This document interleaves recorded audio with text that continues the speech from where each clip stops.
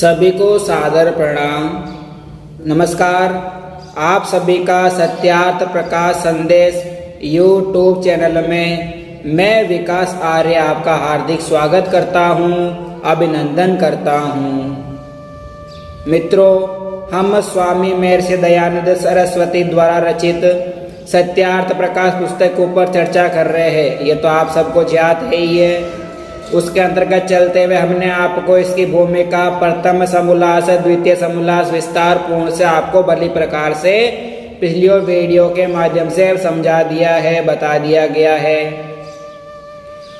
हम तृतीय समोल्लास के ऊपर चर्चा कर रहे हैं, जिसके अंतर्गत चलते हुए हमने आपको इसके अंतर्गत अध्ययन अध्यापन विधि भली प्रकार से समझा दी है और आज के प्रकरण के माध्यम से पठन पाठन विधि के ऊपर हम चर्चा करेंगे। तो नया प्रकरण प्रारंभ करें तो सर्वप्रथम आप मेरे चैनल पर नए हैं तो चैनल को सब्सक्राइब अवश्य कर लीजिए। साथ में बेल आइकन का बटन जो आपको दिख रहा है उसको भी अवश्य प्रेस कर लीजिए, जिससे आने वाला हर नए वीडियो का संदेश वो सबसे पहले आपको मिल सके। चलिए आज का प्रकरण प्रारंभ करते हैं। तो सर्वप्रथम उस परम पिता परमात्मा का ध्यान लगाते हैं, जिससे हमारा वह परम पिता परमात्मा हमारे इस कार्य को निर्विघ्नता पूर्वक संपन्न करवावे।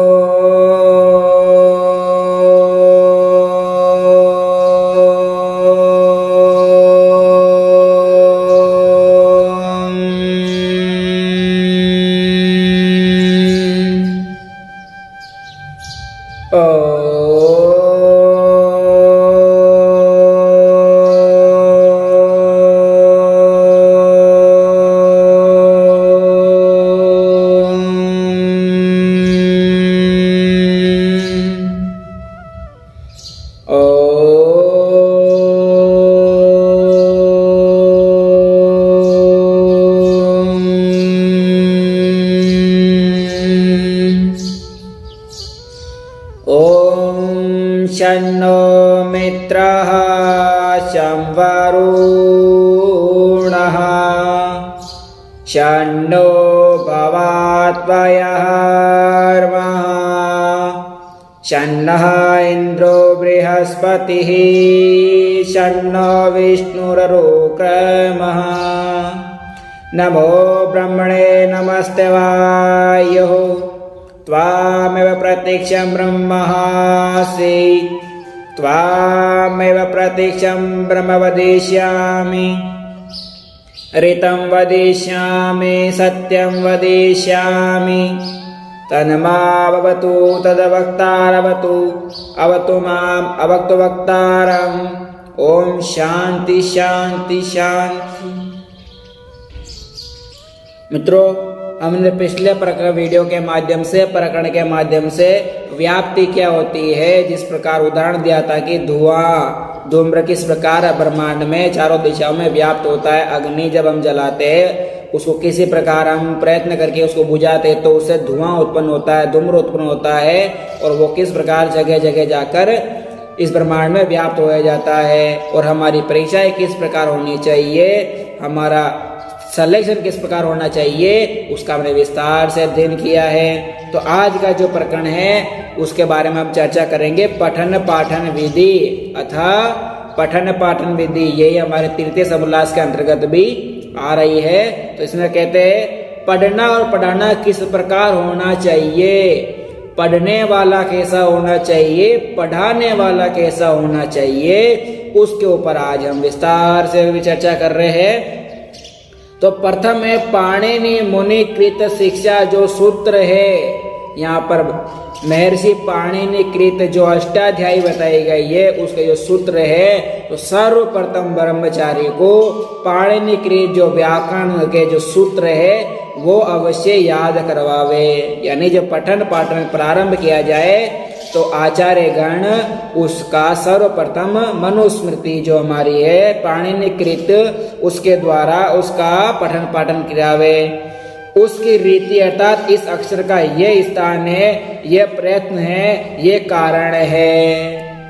इसका पढ़ाने का क्या तात्पर्य है? मनुस्मृति का जो अष्टाध्यायी है, अष्टाध्यायी का तो अष्टाध्यायी पढ़ाने का तात्पर्य है कि उससे ब्रह्मचारियों का अपने जो उच्चारण स्थान होता है वो कंठस्थ हो जाएगा, अच्छा हो जाएगा। किस स्थान से वो शब्द उच्चारित होता है, अर्थात वो ये अक्षर कैसा है, वो किस स्थान से हमारे वाणी से उद्धृत हो रहा है, बोला जा रहा है, और ये प्रयत्न ये किस कारण से हो रहा है, किस प्रयत्न से हो रहा है, किस प्रकार हम मुंह की जो हमारी मुंह है उससे क्रियाएं कर रहे हैं और ये हमारा शब्द उत्पन्न हो रहा है। उदाहरण जैसे प किस उत्पन्न हो रहा है, हमारे ओष्ठ से उत्पन्न हो रहा है। हमारे दोनों ओष्ठ जब आपस में मिल रहे हैं तो क्या हो रहा है, प जो प शब्द है वो उत्पन्न हो रहा है। उसका स्थान क्या बताया गया है, ओष्ठ है। ओष्ठ यानी हमारे जो होठ होते हैं। स्पृष्ट प्रयत्न और प्राण तथा जीभ की क्रिया करने कारण होता है, और इसका मेन कारण क्या है, हमारी जीभ है। इसका स्पृष्ट और हमारे कंठ द्वारा उसकी ध्वनि उत्पन्न हो रही है। जब प के आगे पद प धन आ की आवाज भी आ रही है तो प पूरा बनता है। इसी प्रकार यथा योग्य सब अक्षरों का उच्चारण माता पिता आचार्य सिखला देवे, यानी इसी प्रकार जो भी क ख ग ज ज्ञानी तक जो भी शब्द है उनका उच्चारण माता पिता और आचार्य गण सिखला देवे। तदनंतर व्याकरण अर्थात प्रथम अष्टाध्यायी के सूत्र, जो व्याकरण है हमारी महर्षि पाणिनि कृत रचित है उसके सूत्र है वो अवश्य करवावे। तो उसके अंतर्गत बताया है पाठ के अंदर सबसे पहले वृद्धि राधैच, ये सूत्र आता है वृद्धि राधैच, वृद्धि धन आदेच, यानी पदछेद कैसे होता है, वृद्धि आत एच व आदेच, अर्थात ये तीन विभक्तियों से ये सूत्र बनाए थे। वृद्धि आत एच व आदेच, फिर समास होता है आच एच आदेच। ये सारे व्याकरण है हमारी जो ये अष्टाध्यायी होती है उसके अंदर बताया कि कम से कम उसके अंदर 4000 के आसपास कम से कम उसके अंदर लगभग ये सूत्र दिए गए हैं, और सारे ये व्याकरण के सूत्र है। उसके अंदर बताया गया कि विधि आदेच आश है, और अर्थ जैसे आदेचाम वृद्धि संज्ञाम क्रियते, यानी आदेच से वृद्धि संज्ञा की जाती है। तत्का तक्कार आ ए औ की वृद्धि संज्ञा होती है। कब होती है, आदेचाम वृद्धि संज्ञाम क्रियते, अर्थात आ ए और औ की वृद्धि संज्ञा है। ता परो यस्मात् यस्मात् तपरस्यादपि परस्पर, अर्थात तकार जिससे परे और तकार से भी परे वे तथा तपर कहलाता है। इससे क्या सिद्ध हुआ, जो आकार से परे है ता और ता से परे एच दोनों तपर है। यहाँ व्याकरण के सूत्र यहाँ बताया वो है, उसके बारे में बता रहे हैं कि किस प्रकार वृद्धि राधे जो सूत्र है वो बना है, उसको किस प्रकार पद छेद किया है, और पद छेद करके उस किस प्रकार समास विभक्तियां हुई है। तो यहाँ पर बता रहे हैं कि किस क्या परे वो तकार और अपकार यहाँ पर उत्पन्न हो रहा है। तो तपर का प्रयोजन ये है कि ह्रस्व और प्लुत की वृद्धि संज्ञा ना हुई।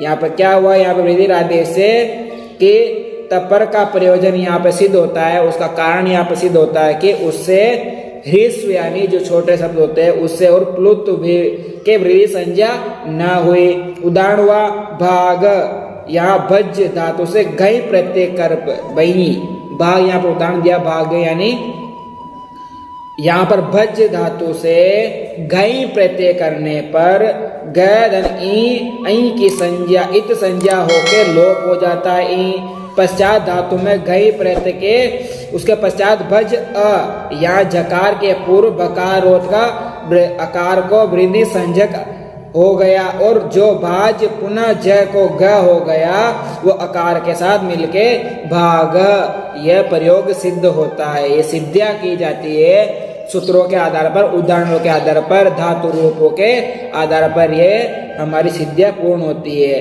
अध्याय यहाँ पर होता है, यहाँ अधिपूर्वंग अध्याय, यहाँ पर जो उदाहरण दिया है अध्याय यह है अधिपूर्वक इंग धातु के ह्रस्व ई के स्थान पर घई प्रत्यय करने पर ऐ वृद्धि और उसको आय होकर आय मिलने पर उसका अध्याय शब्द सिद्ध होता है। अध्याय शब्द सिद्ध कैसे होता है कि यहाँ पर अधिपूर्वक अंग धातु के ह्रस्व से, यानी अंग धातु है उस ह्रस्व में ई के स्थान पर गई प्रत्यय करने पर अय वृद्धि होती है, और वृद्धि के उस अय के अय को आय आदेश होता है, और उससे हमारा अध्याय शब्द सिद्ध होता है। नायक उदाहरण दिया यहाँ पे, नायक कैसे होता है? नीय धातु के दीर्घ इकार से, ने के अंदर बड़ी की मात्रा है तो उसके दीर्घ इकार से उसके स्थान पर णुल प्रत्यय होता है। णुल प्रत्यय जो होता है उसके परे आय वृद्धि और उसको आय होकर मिलके नायक बनता है। यहाँ पर भी आय वृद्धि होती है बड़ी ई को, जो यहाँ पर बताए णुल प्रत्यय के आय पर आय की जो वृद्धि होती है उसको आय आदेश होता है, उसे नायक मिलकर शब्द सिद्ध होता है, नायक।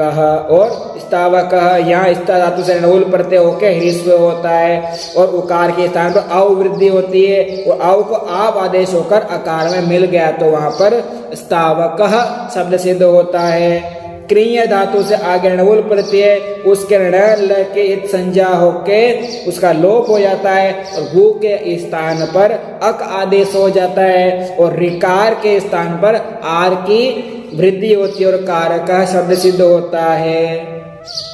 इस प्रकार यहाँ पर उदाहरण दिए गए। किसी वृद्धि राय देश जो सूत्र होता है उसका यहाँ पर अध्याय, नायक और स्थावक और कारक, ये जो सूत्र है उदाहरण दिए गए। वृद्धि रादेश यानी उस स्थान पर आदेश संज्ञा जो होती है उसके यहाँ पर उदाहरण दिए। जो सूत्र आगे पीछे के प्रयोग में लगे उनका कार्य सब बतलाया जाए। यानी वृद्धि रादेश जो हमारी सिद्धि है, हमारा जो सूत्र है, इस सूत्र के अंदर किस सूत्र से यहाँ पर जो इत संज्ञा हो रही है, किस प्रकार का लोप हो रहा है, आकार आ रहा है, यहाँ पर वो संज्ञा वो संज्ञा मिट रही है या उत्पन्न हो रही है, उसका जो यहाँ पर सूत्र उत्पन्न होता है अध्याय उस हमारे सूत्र पाठ से वो सूत्र यहाँ पर बतलाया जावे।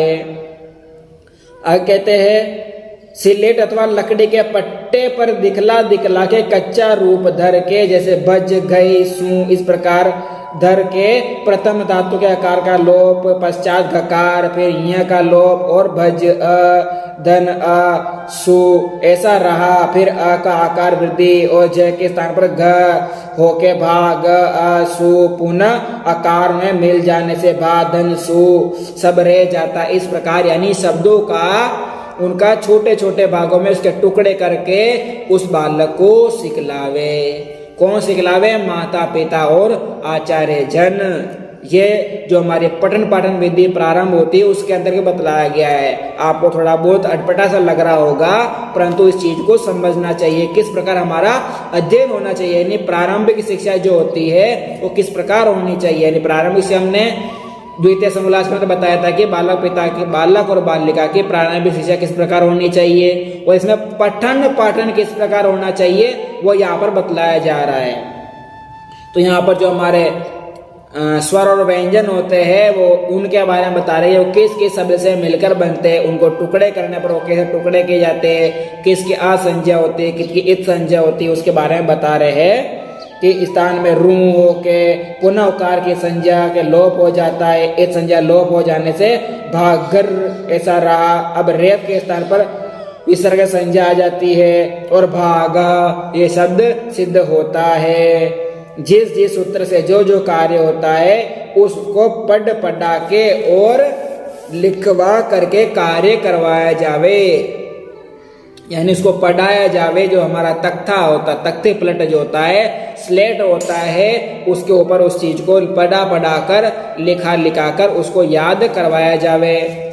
इस प्रकार पढ़ने पढ़ाने से बहुत शीघ्र दृढ़ बोध हो जाता है। इस प्रकार धीरे धीरे उसको पढ़ाया जाएगा तो उसको इस चीज का ज्ञात हो जाएगा।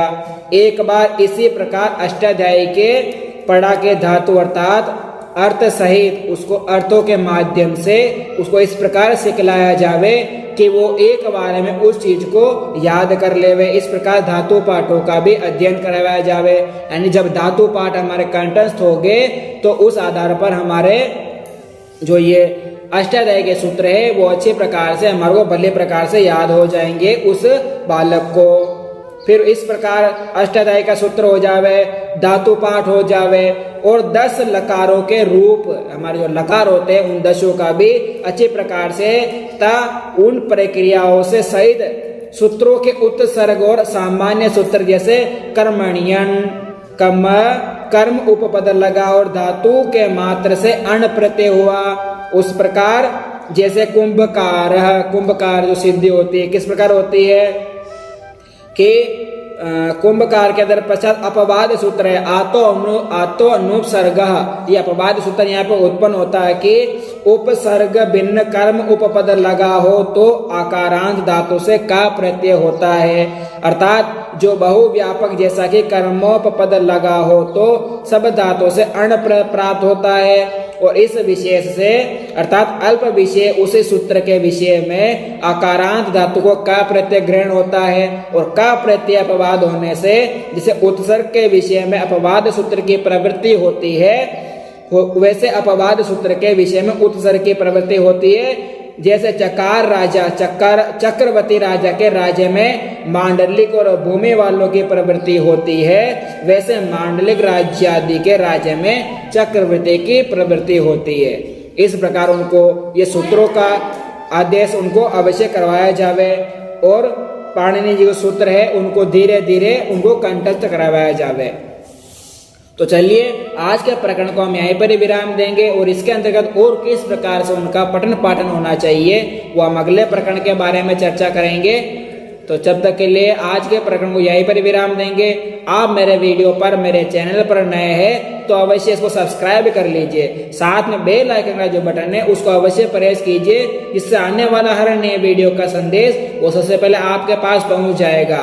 तो चलिए मित्रों ज्यादा से ज्यादा इस वीडियो को लाइक कीजिए, शेयर कीजिए और कमेंट कीजिए जिससे पिछला जो वीडियो है उनको भी आप देख लोगे तो आपको भली प्रकार से ये चीज समझ में आ जाएगी। धन्यवाद मित्रों। इति ओम शम।